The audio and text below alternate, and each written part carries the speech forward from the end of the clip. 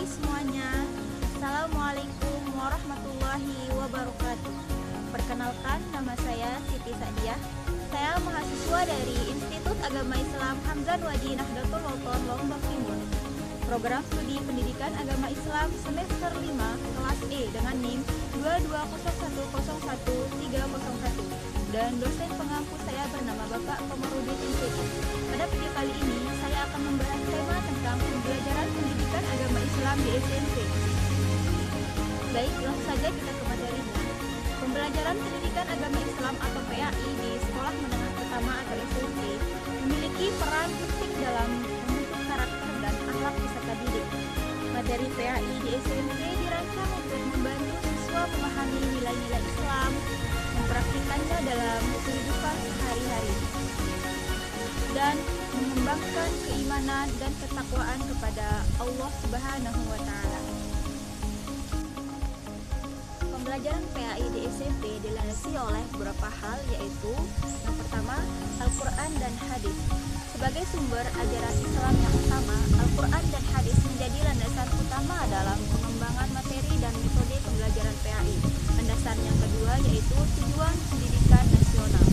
Pembelajaran PAI di SMP selaras dengan tujuan pendidikan nasional, yaitu untuk mengembangkan potensi peserta didik agar menjadi manusia yang beriman dan bertakwa kepada Tuhan Yang Maha Esa, berakhlak mulia, serta berilmu, cakap, kreatif, mandiri, dan bertanggung jawab. Landasan yang ketiga yaitu kurikulum PAI. Kurikulum PAI di SMP mengacu pada Permendikbud nomor 37 tahun 2018 tentang kurikulum PAI sekolah dasar dan menengah. Kurikulum ini mengatur struktur, materi, dan metode pembelajaran PAI yang relevan dengan perkembangan siswa di SMP. PAI di SMP mencakup beberapa aspek penting, yaitu akhlak mulia.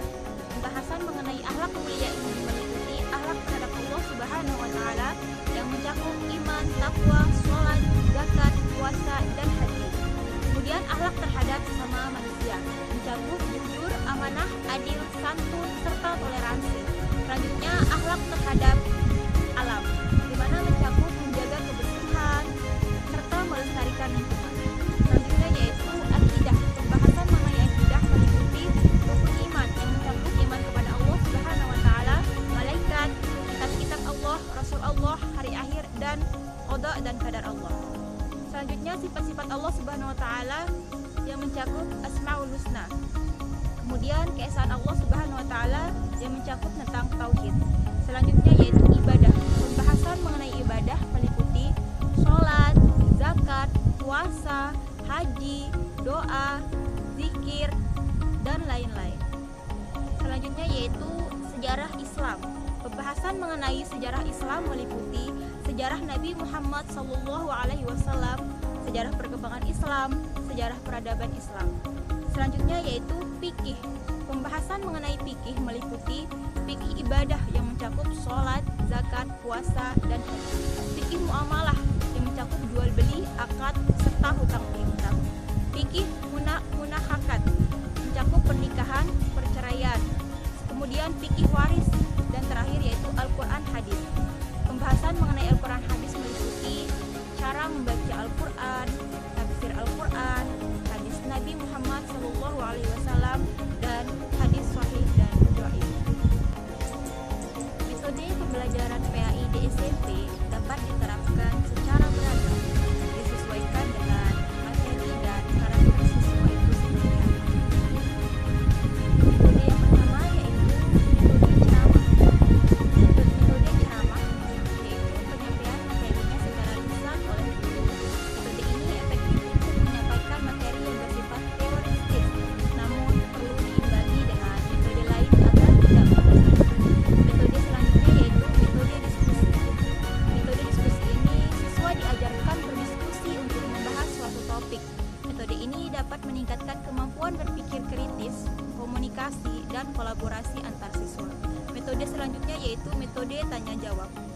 Guru mengajukan pertanyaan kepada siswa untuk menguji pemahaman mereka. Metode ini dapat meningkatkan motivasi belajar dan interaksi antar guru dengan siswa. Metode selanjutnya yaitu metode demonstrasi. Guru menunjukkan cara melakukan sesuatu secara langsung.